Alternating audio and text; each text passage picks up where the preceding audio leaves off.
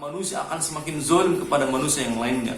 Yang kaya akan semakin kaya, yang berkuasa akan semakin berkuasa, sementara yang miskin akan semakin tertindas, yang jelata akan semakin menderita. Orang akan berbuat sekehendak hatinya. Maka dihadirkanlah hari perhitungan, hari penghisaban, agar kita semuanya berhati-hati bahwa setiap amal dan perbuatan akan diberikan balasan oleh Allah Subhanahu wa taala.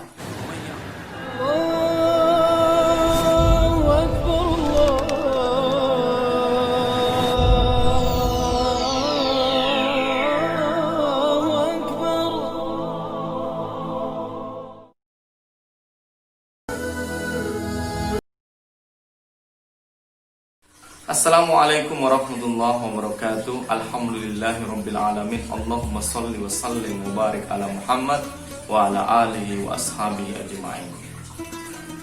Ikhwani fillah rahimakumullah, Umar bin Khattab menceritakan bahwa ketika semua tahanan perang kemudian dihadapkan kepada Rasulullah sallallahu alaihi wasallam, di dalam tawanan perang itu ada seorang ibu yang sedang sedih, gelisah. Dia mencari putranya yang hilang. Ketika dia menjumpai anaknya tersebut, dengan serta-merta dia peluk, dia rangkul anaknya, kemudian dia susui anaknya di tempat itu, di tempat di mana semua orang bisa melihatnya. Ketika itu kemudian Rasulullah bersabda kepada para sahabatnya, kira-kira apakah ibu ini rela melemparkan anaknya itu ke dalam kobaran api? Tentu saja tidak. Kemudian Rasulullah melanjutkan, sesungguhnya Allah lebih mencintai hambanya daripada cinta ibu tersebut kepada anaknya yang hilang, yang baru ditemukan. Ikhwani fillah rahimahullah. Pada tayangan sebelumnya, pemirsa bisa membuka kembali di part yang pertama tentang bentuk-bentuk rahmat Allah kepada manusia. Pada kesempatan ini saya akan melanjutkan poin yang ke-9. Bagaimana kita merasakan bagaimana bentuk-bentuk kasih sayang Allah kepada manusia, kepada hamba-Nya. Yang ke-9 adalah menegakkan supremasi hukum. Jadi bentuk kasih sayang Allah kepada manusia, ditegakkannya supremasi hukum, agar manusia terjaga kehormatannya, agar manusia terjaga hartanya, jiwanya, maka harus ditegakkan supremasi hukum di dalamnya.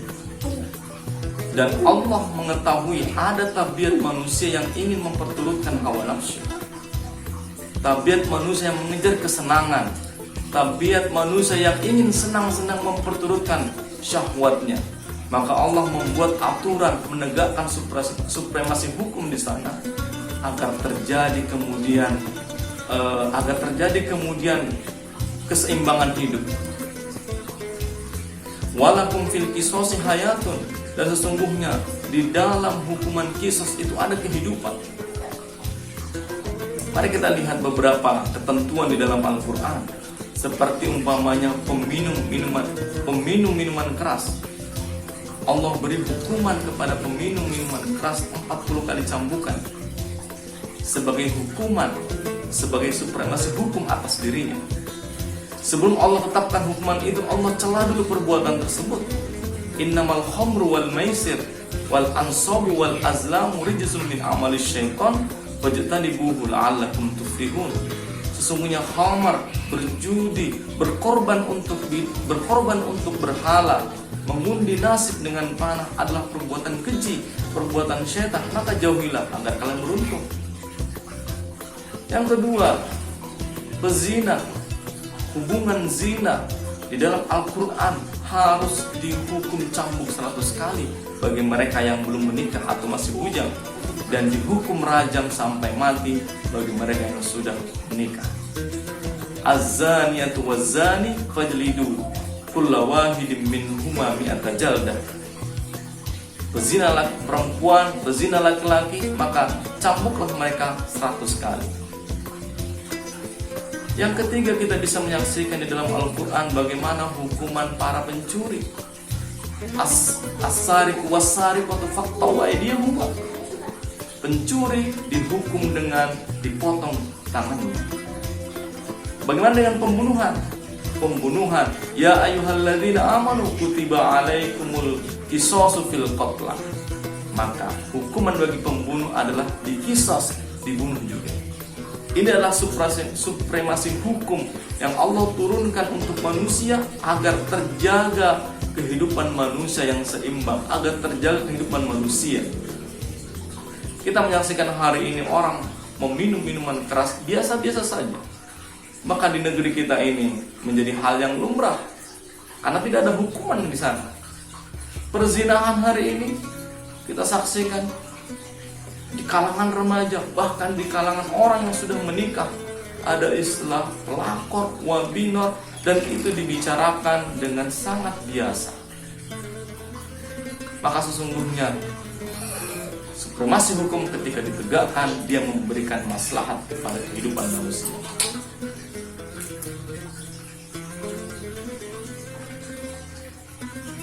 Pembunuhan. Hari ini kita menyaksikan orang membunuh, menghilangkan nyawa orang dengan begitu sangat mudahnya.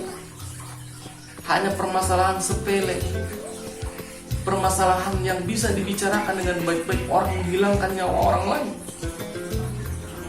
Seorang anak menghilangkan nyawa ibunya, menghilangkan nyawa kedua orang tuanya.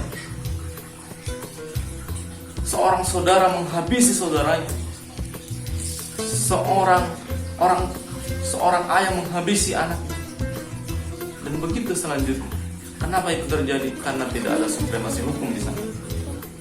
Bentuk kasih sayang Allah yang ke-10 adalah diaturnya alam ini untuk manusia, untuk semua makhluknya. Alam tara anna Allah sakhkhara lakum ma fis samawati wa ma fil ardh. Apakah kalian tidak melihat bagaimana Allah mengatur alam ini, mengatur apa yang di bumi, apa yang di langit untuk manusia? Allah mempergantikan siang dan malam, menurunkan hujan, tumbuh tanam-tanaman, menjadikan malam sebagai istirahat, menjadikan siang sebagai tempat untuk bekerja, menjadikan alam ini teratur dan luar biasa dahsyatnya. Itu adalah bentuk kasih sayang Allah Subhanahu wa ta'ala.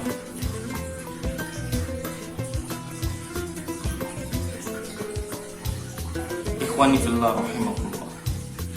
Kasih sayang Allah yang ke-11 adalah tidak henti-hentinya Allah mengingatkan akan pedihnya siksanya. Di dalam Al-Quran kita menjumpai banyak sekali peringatan-peringatan Allah betapa dahsyatnya siksanya, agar manusia menjauh dan menghindarinya, agar manusia tidak mendekatinya.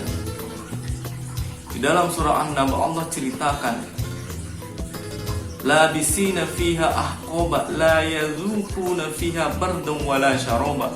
Mereka penghuni neraka tidak pernah merasakan dingin dan merasakan kehausan yang sangat.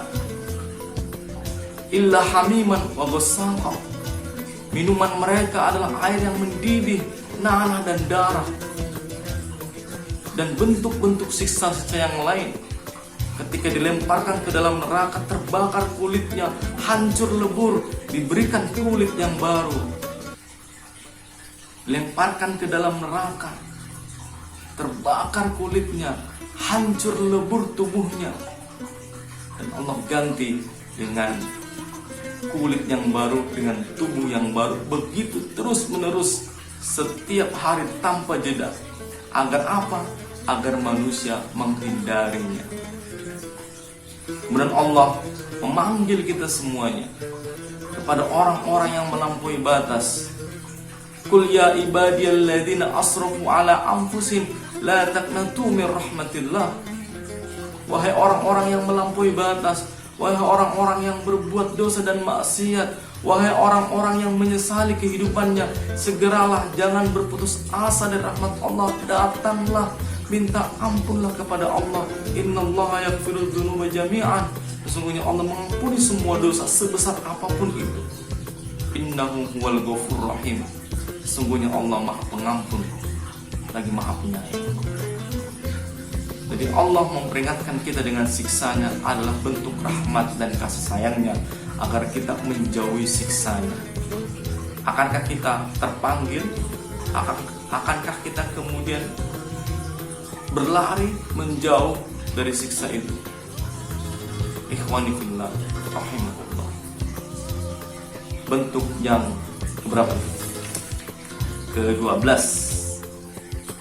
Bentuk kasih sayang Allah yang ke-12 adalah dikumpulkannya manusia di padang mahsyar, kemudian dihisab satu-satu, dimintai pertanggungjawaban di hadapan Allah Subhanahu wa taala.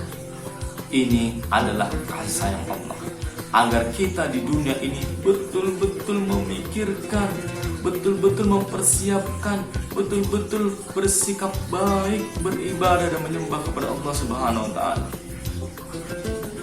Seandainya tidak ada hari perhitungan dan hari penghisaban, maka manusia akan semakin zalim kepada manusia yang lainnya. Yang kaya akan semakin kaya, yang berkuasa akan semakin berkuasa, sementara yang miskin akan semakin tertindas, yang jelata akan semakin menderita. Orang akan berbuat sekehendak hatinya. Maka dihadirkanlah hari perhitungan, hari penghisaban, agar kita semuanya berhati-hati bahwa setiap amal dan perbuatan akan diberikan balasan oleh Allah Subhanahu wa taala. Wa may ya'mal mithqala dzarratin khairan yarah wa may ya'mal mithqala dzarratin syarran yarah. Sebiji zarah kebaikan Allah berikan balasan, sebiji zarah kejahatan Allah berikan ganjaran.